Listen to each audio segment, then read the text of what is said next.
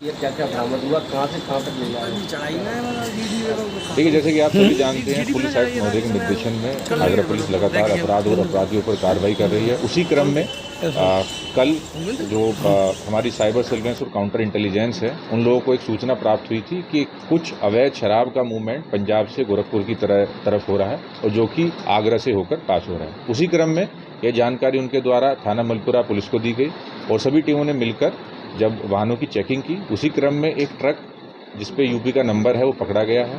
उसमें से 492 अवैध शराब की जो पेटियां हैं अलग अलग ब्रांड की वो रिकवर हुई हैं और जो 2 व्यक्तियों को भी गिरफ्तार किया गया है जो कि दोनों ही रहने वाले गुजरात के हैं।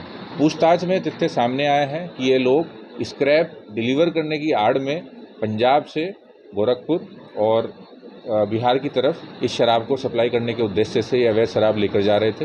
दोनों व्यक्तियों को गिरफ्तार कर लिया गया है, अभी माननीय न्यायालय के सामने पेश करने के लिए ले जाया जा रहा है। अनुमानित कीमत क्या है सर, और इनका आपराधिक इतिहास क्या है? क्या पेशेवर है या पहले ऑन डिमांड काम करते थे? देखिए, जैसे कि मैंने आपको बताया कि 492 पेटी हैं अलग अलग क्वांटिटी के, अलग अलग ब्रांड की, तो लगभग 60 लाख के आसपास इसकी एक अनुमानित लागत है।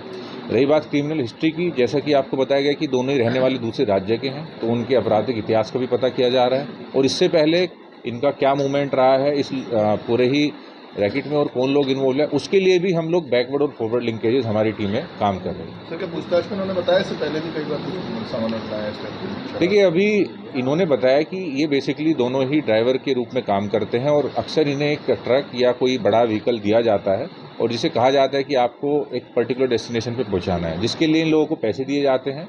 अभी तक इन्होंने बताया कि हमारा काम सिर्फ डिलीवर करने का रहता था, बट एज अ ड्राइवर ये पॉसिबल नहीं है कि उन्हें माल का ना पता हो इसमें क्या माल है, तो उसके बारे में जानकारी और की जा रही है। डिजिटल और अन्य साक्ष्यों के आधार पर आगे भी कार्रवाई की जाएगी। इस रैकेट में कौन कौन इन्वॉल्व है उन पर भी कड़ी कार्रवाई की जाएगी। स्क्रैप किसका रहता था? देखिए, स्क्रैप का जैसे मैंने बताया कि उनके पास से एक रिसीविंग जो उनके पास से हमें बरामद हुई है, उसमें जो रिसीविंग एड्रेस है वो पंजाब का है और जो डिलीवरी एड्रेस है वो गोरखपुर में एक जगह का है। तो हम दोनों ही जगह उस चीज़ को भी चेक करेंगे कि ये कहाँ से रिसीव हुई और उसकी आड़ में कैसे ये शराब की सप्लाई होगी। Thank you.